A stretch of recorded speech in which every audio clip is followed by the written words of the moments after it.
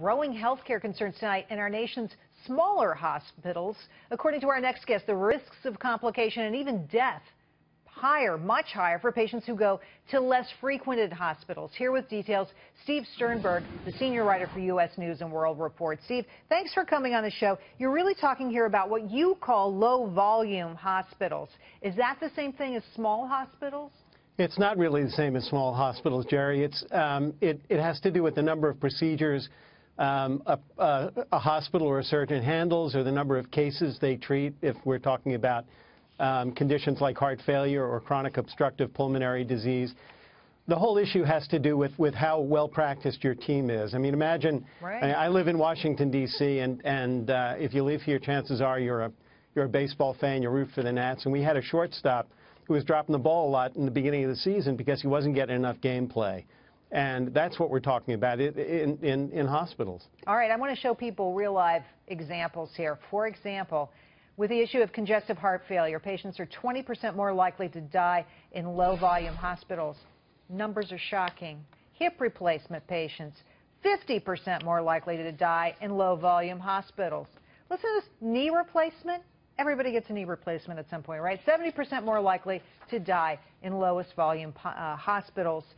So why are the numbers so very dramatic here?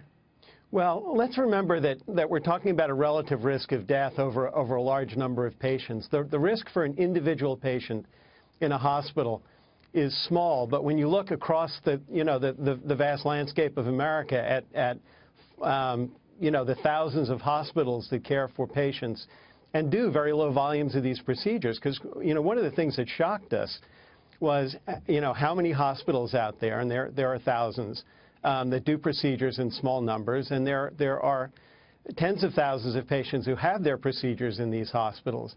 And so taken together, the numbers add up. Dr. John Birkmeyer at Dartmouth Medical School did a calculation based on our analysis, and we looked at 5 procedures over 3 years. We looked at all right.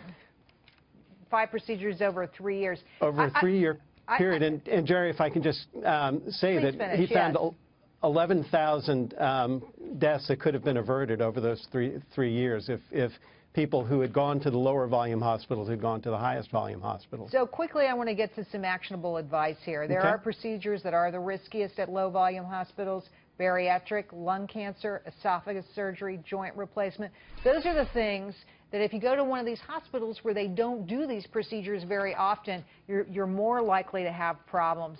At the end of the day, though, Steve, I think the advice must be you have to ask the questions, right? You need to know whether they do a lot of these procedures at the facility you're going to, right? That is correct. I mean, you want to ask about the number of procedures the hospital does a year. You want to ask the same question of the surgeon. How many procedures you do a year? What's your complication rate? What are your infection rates?